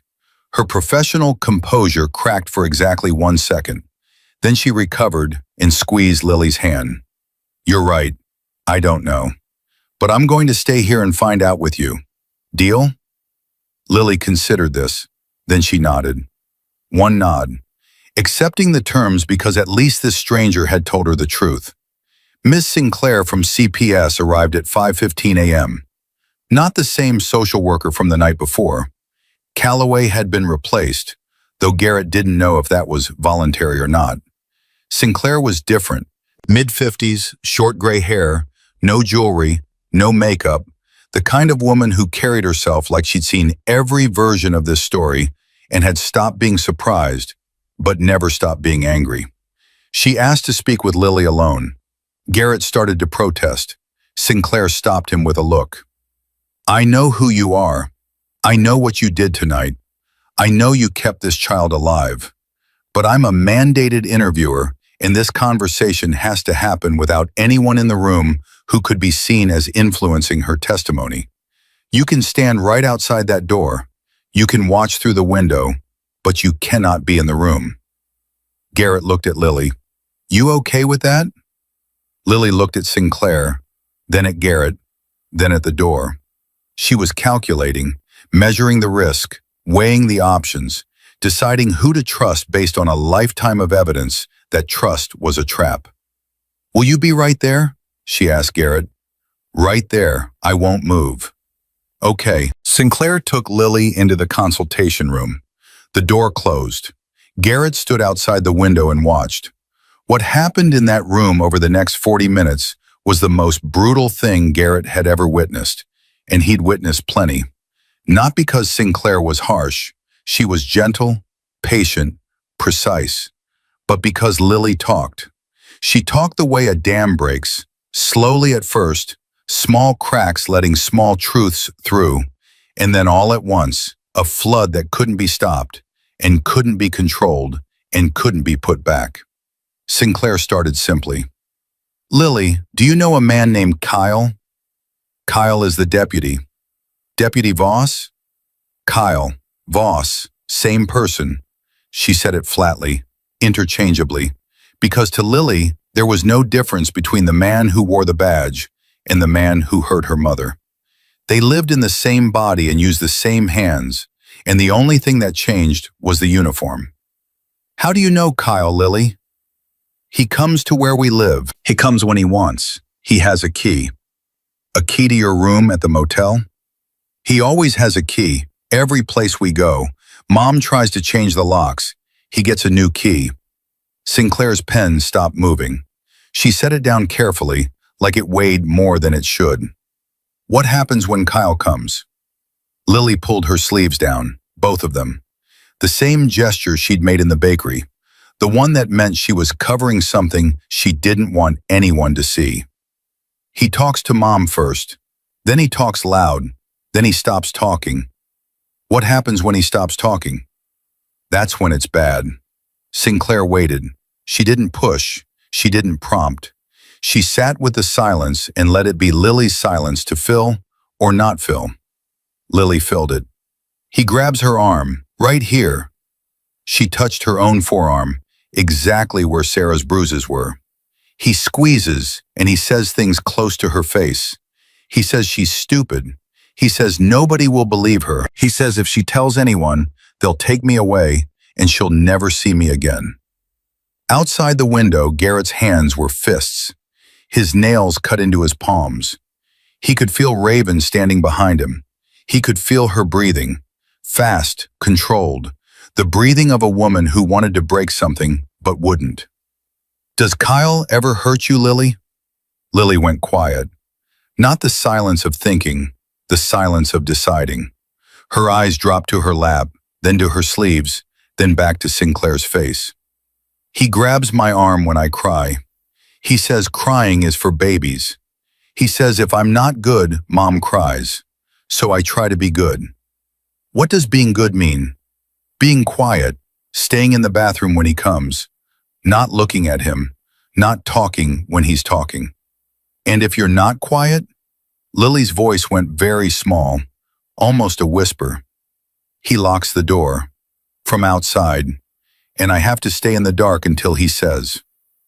Sinclair closed her notebook. Not because she was done, because her hand was shaking too badly to write. Lily, you told me about a place called Maple Ridge. Can you tell me about that? It's far away. It's cold there. He took me there before. Tonight wasn't the first time. Garrett felt the floor shift under him. He put his hand on the wall. How many times has Kyle taken you to Maple Ridge? Lily held up 3 fingers. She looked at them like she was double-checking. Then she put 1 finger down, then back up. 3, maybe 4. I don't remember the first time good. What happens at Maple Ridge? He puts me in a room. It's small. It has a lock. He tells me to sleep. I don't sleep. I hear him on the phone. He yells at people on the phone. Then it's quiet. Then he drives me back. Does he ever hurt you at Maple Ridge? He doesn't hit. He squeezes. And he does this. Lily reached out and pressed 2 fingers against Sinclair's wrist. A steady, deliberate pressure. The same gesture Voss had used on Sarah at the motel door. The same grip. The same spot. Learned and replicated with the terrifying accuracy of a child who has memorized the choreography of violence. Sinclair looked at Lily's 2 small fingers pressing into her wrist. She didn't pull away. She let the child show her. Then she covered Lily's hand with her own, gently, and said, "Thank you for telling me. You did so good." Am I in trouble? No, baby, you are not in trouble. Is he in trouble? Sinclair's jaw tightened. Yes, he is. Lily pulled her hand back and put it on the cake box. She looked at the door where Garrett stood watching through the glass. Can I have water? The nurse brought water. Lily drank the whole cup without stopping. Then she asked for more. She drank that too.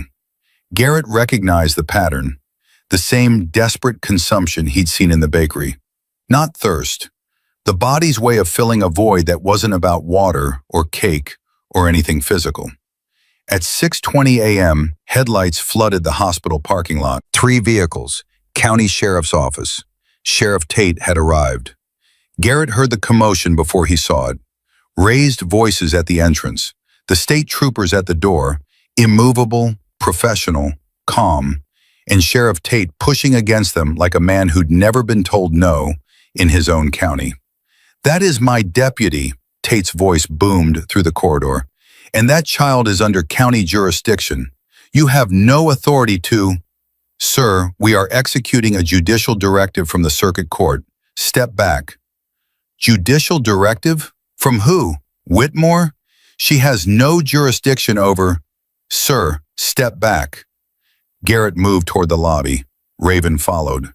They arrived in time to see Sheriff Tate, 60s, heavy, red-faced, the kind of man who filled a room with volume because he'd never learned to fill it with competence, squaring off against 2 state troopers who were half his age and twice his discipline. Tate had brought 2 of his own deputies. They stood behind him like props, nervous, shifting their weight, clearly uncomfortable with the idea of confronting state police, but more uncomfortable with the idea of defying their boss. I want to see Deputy Voss, Tate demanded. Deputy Voss is in state custody. He's being transported. On what charges? That's for the court to disclose. Tate's face went from red to purple. He turned and saw Garrett. Recognition hit. The vest was gone, but the face was the same. You started this. You come into my county. You interfere with my officers, you. Sheriff. The voice came from behind Tate, clear, controlled, carrying the weight of a career spent choosing words the way a surgeon chooses cuts. Judge Whitmore stepped through the hospital doors. She was the woman from the bakery, the woman with the untouched black coffee, the woman who slipped out side doors and left business cards under sugar packets. Garrett recognized her instantly, the same deliberate posture, the same careful eyes, the same practiced invisibility. Except now she wasn't invisible.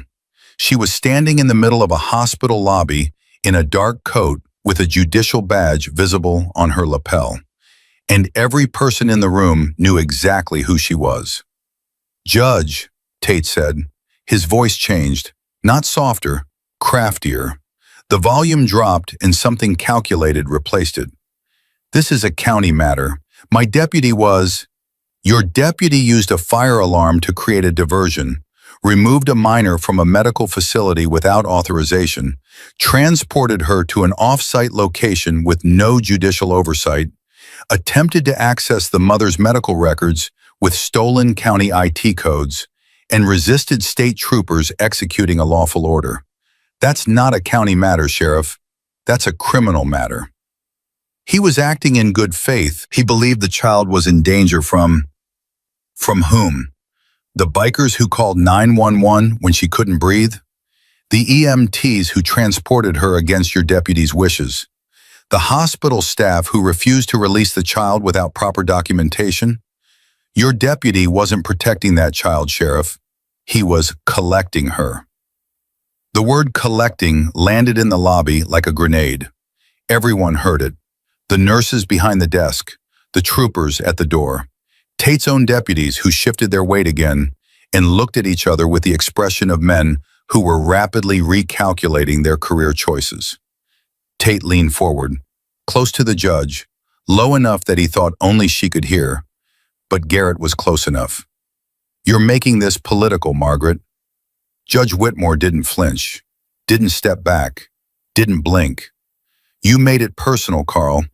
When your deputy used a hospital as a hunting ground and a motel room as a cage, when he stood in a parking lot and squeezed a sick woman's arm in front of her child, when he told a 6-year-old girl that her mother didn't want her while driving her to a cabin in the woods. She paused, let the words breathe. I have the child's statement, I have witness testimony, I have recorded evidence, and I have 22 months of patience that just ran out. Tate straightened. The calculation in his eyes shifted from confrontation to preservation. He was reading the room. 2 state troopers who wouldn't move. A judge with evidence. A lobby with witnesses. His own deputies looking at their shoes. This isn't over, Tate said. You're right, it isn't, because I'm issuing a no-contact order effective immediately. Deputy Voss is prohibited from any contact with Sarah Dawson, Lily Dawson, or any witness connected to this case. If he violates it, he will be arrested. If you facilitate a violation, you will be arrested. You can't. I just did. And Sheriff, she took one step closer. Take one more step, one call, one email, one deputy driving past that motel, and you'll be next. Not because I want to, because you'll leave me no choice. Tate's face went through 3 expressions in 2 seconds. Rage, calculation, retreat. He chose retreat. He turned, snapped his fingers at his deputies, an actual snap like calling dogs, and walked out. The automatic doors closed behind him. The lobby exhaled. Judge Whitmore turned to Garrett. Up close, she looked tired. Not the tired of one night, but the tired of 2 years. 2 years of watching Voss operate, of collecting complaints that went nowhere, of waiting for the evidence that the system demanded before it would act. How is the child? She asked. She talked, Garrett said. She told Sinclair everything. Whitmore closed her eyes for a moment. When she opened them, they were wet. She didn't wipe them. She let them be what they were. Good, she said. Good. Klein appeared from the corridor. He had a phone in each hand and the focused intensity of a man running a war room from a hospital hallway. Judge, warrants are drafted. Voss's residence, Maple Ridge, and all county IT systems accessed with his credentials in the last 12 months. I need your signature. You have it. I'm also dispatching troopers to the bakery and the motel to preserve surveillance footage before anyone on Tate's team gets the idea to make it disappear. Do it. Klein turned to Garrett. I need your full statement. Everything. From the moment you saw that child to the moment she stepped out of the trooper's car. Times, quotes, locations. Every word Voss said. Every word you said. Every word that child said. Garrett sat down in a chair by the wall and gave it. All of it. Facts, timestamps, exact quotes. He spoke for 38 minutes without stopping. Klein recorded every word. When he was done, Klein asked the question that had been hovering since the state police barracks. The one Garrett had partially answered but hadn't finished. Tell me about Dean Dawson. Garrett rubbed his face with both hands. He hadn't slept in over 24 hours. His eyes burned. His back ached. His body wanted to shut down, but his mind wouldn't let it. Dean Dawson was 29 years old when he died. He'd been riding with the Hells Angels for 6 years. He wasn't the toughest guy in the club, and he wasn't the smartest. He was the one who remembered everybody's birthday. He was the one who stopped on the side of the road when he saw someone with a flat tire. He was the one who sat with a brother's widow at the funeral when nobody else knew what to say. Garrett paused. His throat worked. He married Sarah when she was 22. She was quiet, smart, the kind of woman who watched everything and said nothing until she had something worth saying. Dean worshipped her. When the baby came, he was terrified, holding that little girl like she was made of glass. He called me at 3 a.m. the night she was born and said, Garrett, I've been shot at. I've been in bar fights. I've ridden through a tornado in Oklahoma, and nothing has ever scared me like this baby. And then he laughed. That laugh.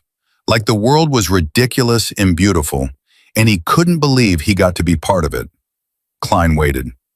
3 weeks before the accident, he pulled me aside. Gas station off Route 11. Dark, just the two of us. He said he had a feeling, not specific, just a weight. He said, "If something happens to me, look after them. Sarah and the baby. Promise me." I promised. I meant it when I said it. What happened after he died? Everything shattered. The club was wrecked. Sarah pulled away. She moved, changed her number. I tried to find her, and when I say tried, I mean I made 3 phone calls and sent 1 letter and told myself the trail was cold. The truth is, I couldn't face her. Looking at Sarah meant looking at Dean's absence. Looking at the baby meant looking at a promise I was already failing. So I stopped looking. I told myself she'd moved on. I told myself she was fine. People do that. They tell themselves stories so they don't have to live in the real one. And now? Garrett looked toward the ICU corridor, toward the room where Sarah lay intubated, toward the consultation room where Lily had just finished telling a stranger about the darkest parts of her life with the calm precision of a child who had survived by watching and remembering. Now I know the story I told myself was a lie. She wasn't fine. She was never fine. And while I was busy not looking, a man with a badge found her instead. Klein nodded. He turned off the recorder. Judge Whitmore wants you to understand something. When Sarah wakes up, she's going to need a plan. Not a heroic gesture, not a rescue, a plan. Housing, medical coverage, a protective order with teeth. Enforcement that actually works. Can you provide that? The club can pay for the hospital. We can find housing. We can... Money doesn't fix control, Klein said. And control is what we're cutting out. This woman has been controlled by a man with authority for years. She doesn't need to trade one controller for another, even a well-meaning one. She needs independence, support without strings, safety without conditions. Can you do that? Garrett was quiet. It was the right question. The question that separated rescue from recovery. The question that asked whether he understood the difference between saving someone and giving them the tools to save themselves. "Yes," he said, "I can do that." "Then when she's ready, we'll talk." Down the corridor, a door opened. Sinclair stepped out of the consultation room. She found Garrett by the wall and walked toward him. Her face was composed, but her eyes carried something heavy. "The child wants to see her mother," Sinclair said. "Through the glass?" "Through the glass. I've cleared it with the ICU team. She can look, but not enter. 5 minutes." Garrett walked Lily to the ICU window. She held his hand for the first time, small fingers wrapping around 2 of his, gripping with a strength that surprised him. They stopped at the glass. Sarah was on the other side, pale, still, tubes running in and out of her body, machines breathing for her, monitors blinking numbers that meant nothing to a 6-year-old, but everything to the people trying to keep her alive. Lily pressed close to the glass. She didn't touch it. She stood an inch away, like the glass was sacred and touching it would break something. "Mom," she whispered. "I'm here. He took me. I came back." The machines beeped. The ventilator hissed. Sarah didn't move. "I'm going to be good. I'm going to listen. I'm going to be so quiet." Garrett's hand tightened around Lily's small fingers. He wanted to tell her she didn't have to be quiet. She didn't have to be good. She didn't have to earn the right to exist in a room.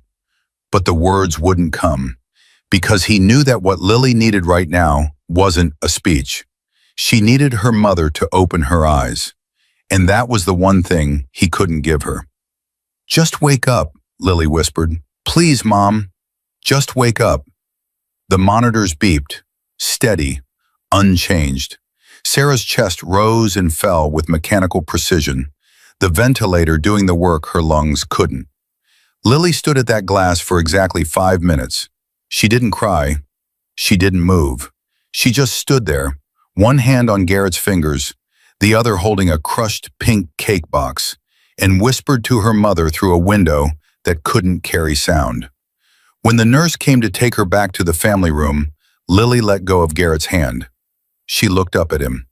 "She heard me," Lily said. Not a question, a statement, a decision she'd made because she needed it to be true. "Yeah," Garrett said, "she heard you." Lily walked away with the nurse. The cake box was still in her hand, bent, crushed, stained from hours of being pressed against a small body through fear and cold and darkness. But she held it like it was the most valuable thing in the world. Because it was. It was the last thing that happened before everything went wrong. The last moment of kindness in a night that had tried to swallow her whole. A slice of vanilla pound cake from a bakery where 107 strangers had gone silent because a child asked if $1.22 was enough. Garrett watched her disappear down the corridor. Then he leaned against the wall outside the ICU and slid down until he was sitting on the floor. He put his head in his hands. Raven found him there. She sat down next to him. She didn't speak. She just sat, shoulder to shoulder, in a hospital corridor at 7 a.m. on a Sunday morning, while the machines behind the glass kept Sarah Dawson alive, and their cut brake lines sat in an evidence bag, and a deputy in handcuffs rode toward a cell he'd never imagined would hold him. They sat there together in the silence and waited for the sun to rise on whatever came next. Morning came whether anyone wanted it or not. Sarah's vitals steadied around 8 a.m. The doctors didn't use the word better. They used stable and cautiously optimistic and responding to antibiotics, which in hospital language meant she wasn't dying anymore, but nobody was ready to promise she was living either. The ventilator was still doing most of the work. Her body was fighting, but the fight was slow, and slow fights are the ones that test everyone who's watching. Lily hadn't slept since the trooper's car. She sat in the family room with a state trooper posted outside the door, wrapped in a hospital blanket that was too big for her, the pink cake box on the table in front of her. A nurse had brought her a tray, scrambled eggs, toast, orange juice, a small cup of applesauce. Lily ate the toast. She drank the juice. She didn't touch the eggs. She ate the way she did everything, carefully, deliberately, with one eye on the door. Sinclair checked on her every 30 minutes. Each time, Lily asked the same question. "Is my mom awake?" Each time, Sinclair gave the same answer. "Not yet, honey, but she's getting stronger." At 9:15 a.m., Garrett made one phone call, not to a lawyer, not to the judge, to the club. Bull answered on the first ring. "How's the kid?" "Safe. CPS has temporary custody. She's at the hospital." "And the deputy?" "State police have him. Judge Whitmore is handling it." Bull was quiet for a moment. Garrett could hear other voices in the background, the low rumble of men who'd been waiting all night for this call. "What do you need?" Garrett kept it simple. "Bakery, Martha's Sweet Corner.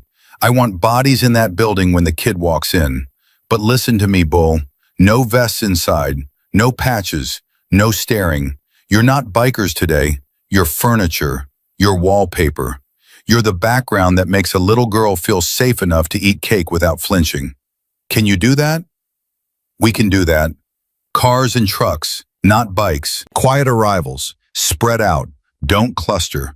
Don't look like you're together." "Garrett." "Yeah. 107 of us have been sitting in a parking lot since midnight waiting for you to call. Every single one. Nobody left. Nobody slept. You tell us where to go and we go. You tell us how to be and we'll be it. That little girl walked into a room full of us and asked for cake with $1.22. Do you understand what that did to us? Do you understand what it means when a child trusts a room she should be afraid of?" Garrett's throat closed. He held the phone away from his face for 3 seconds. Then he brought it back. "Just be there. That's all I need." "We'll be there." They came in ones and twos, pickup trucks, sedans, a minivan that belonged to somebody's wife. They parked on different streets, walked different routes, arrived at different times.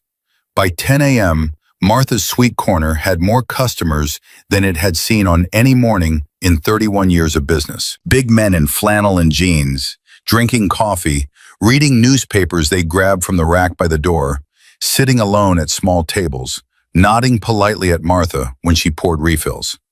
Not one of them wore leather. Not one of them wore a patch.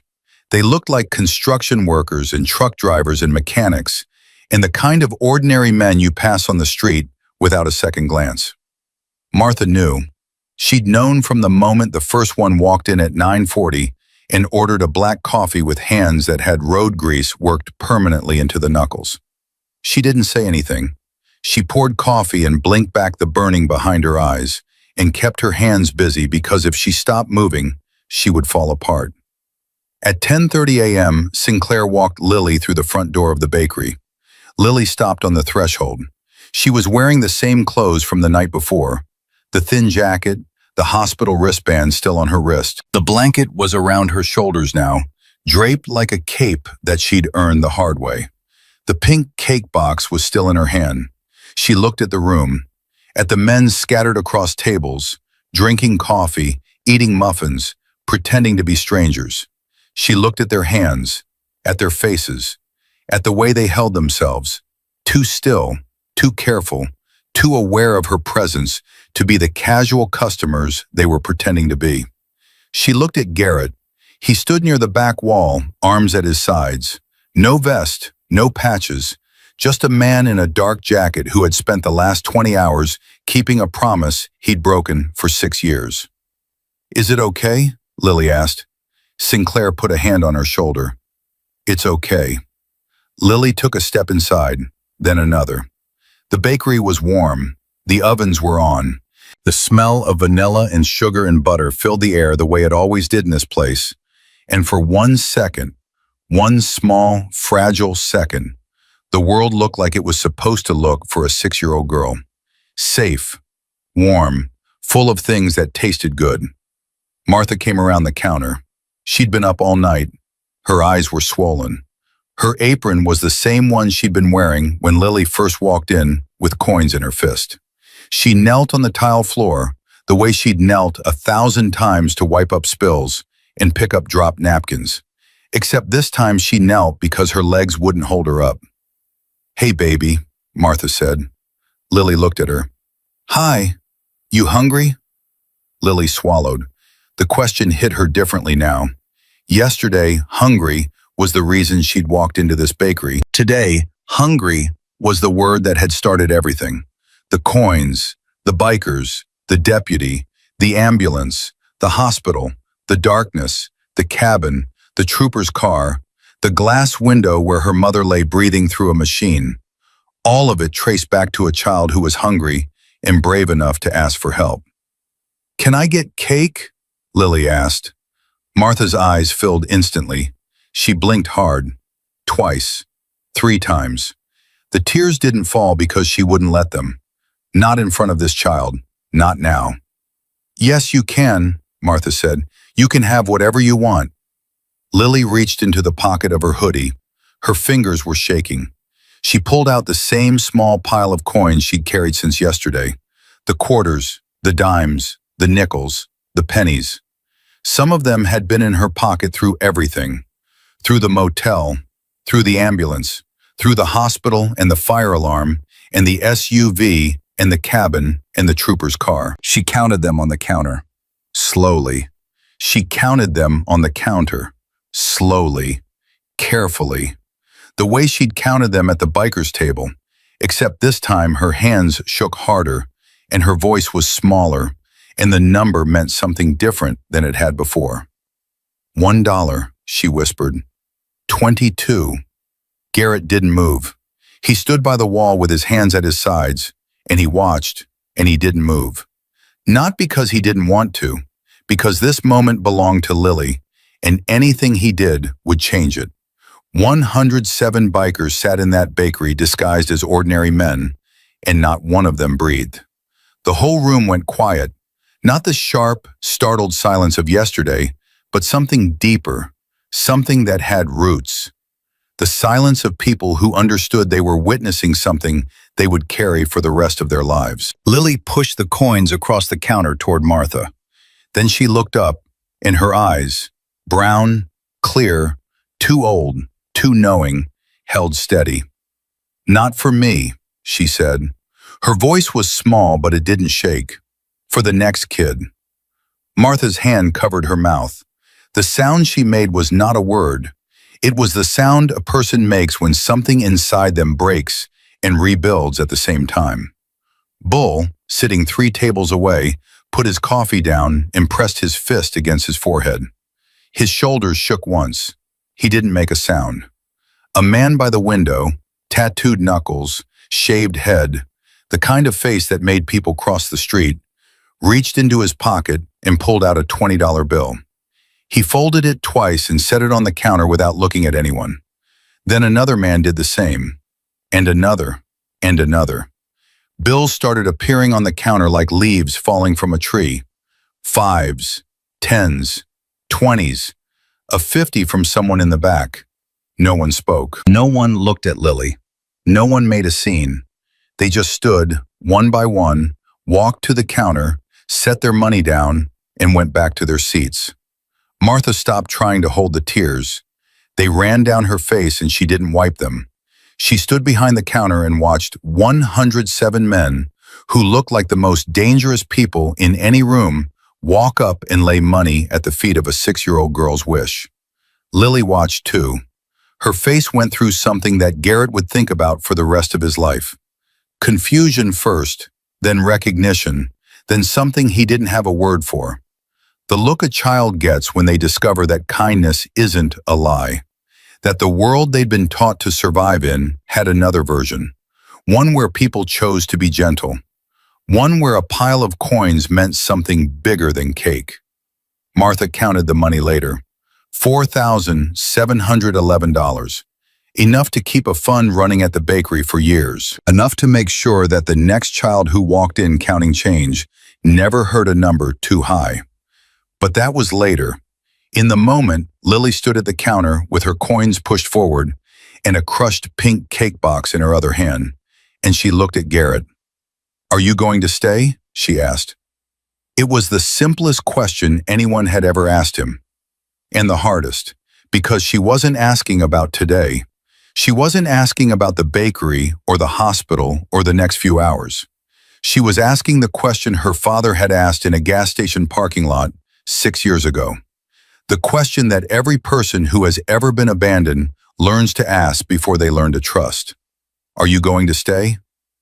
Garrett walked to the counter. He crouched down, the way he'd crouched in the bakery yesterday, the way he'd crouched in the state police parking lot, the way he would crouch 1,000 more times over the years to come, because this child needed to look people in the eye and see the truth before she could believe it. "I made your dad a promise," Garrett said. "A long time ago.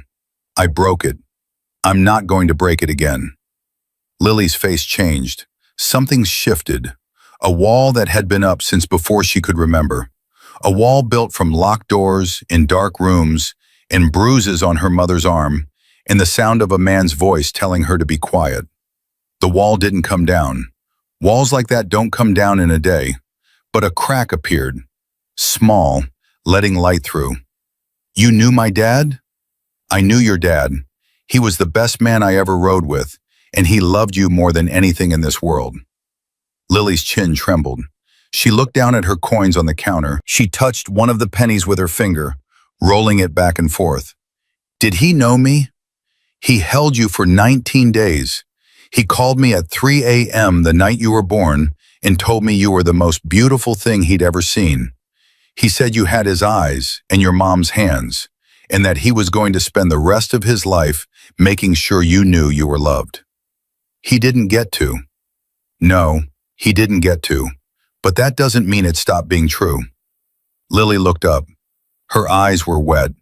For the first time in 2 days, for the first time Garrett had seen, she let the tears come. Not the silent leaking of a child who'd learned to cry without sound. Real tears. The messy, shaking, gasping kind that a 6-year-old is supposed to cry when the world hurts too much and someone is finally close enough to catch them. She stepped forward and pressed her face into Garrett's shoulder. Her hands gripped his jacket. Her whole body shook. Garrett wrapped his arms around her and held on. He held on the way he should have held on 6 years ago when a man's wife and baby disappeared and he told himself the trail was cold. He held on the way Dean would have held on if the world had been fair enough to let him stay. The bakery was silent. 107 men sat at their tables with their coffee growing cold, and their jaws locked and their eyes burning, and not one of them moved, because this wasn't their moment. It was Garrett's and Lily's. It belonged to them and to a man named Dean Dawson, who died on a Tuesday and whose love for his daughter had survived every terrible thing the world could do to erase it. Martha leaned against the counter and wept openly. Sinclair stood by the door with her hand over her chest.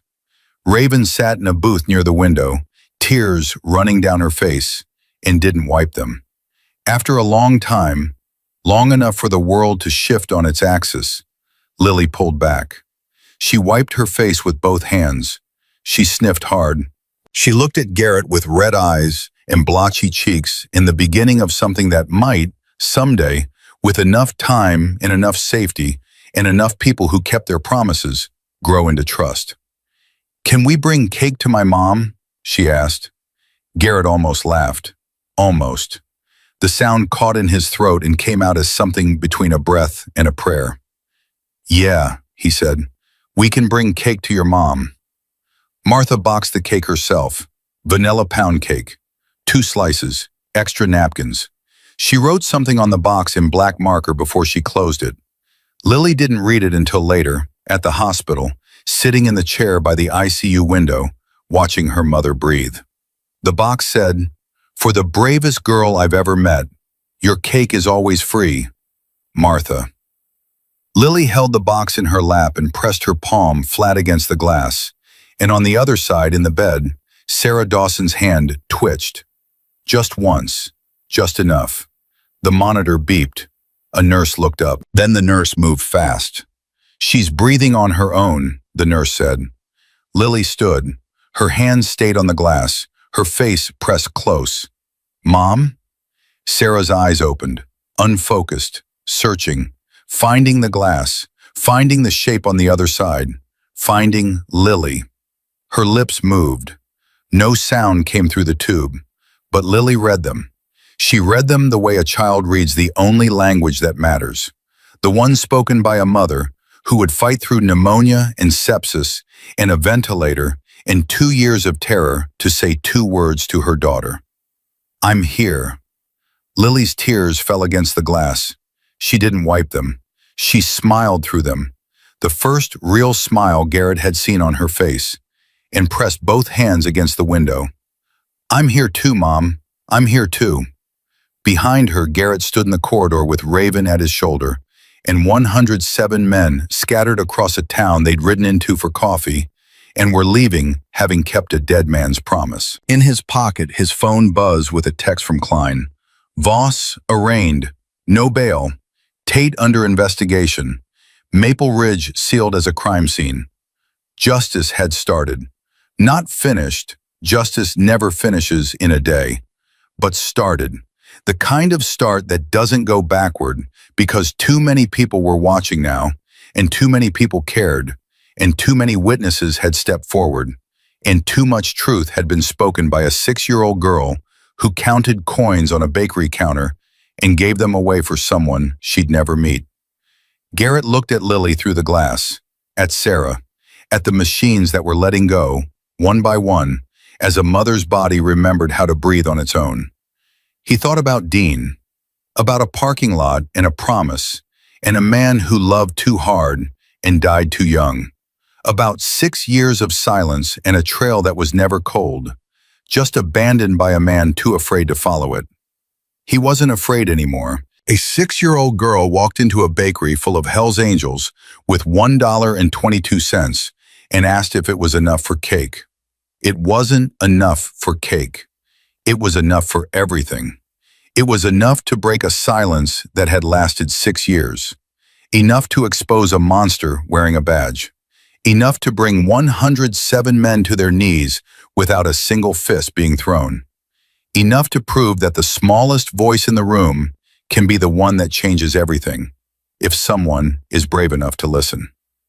Lily Dawson had $1.22, and it was more than enough.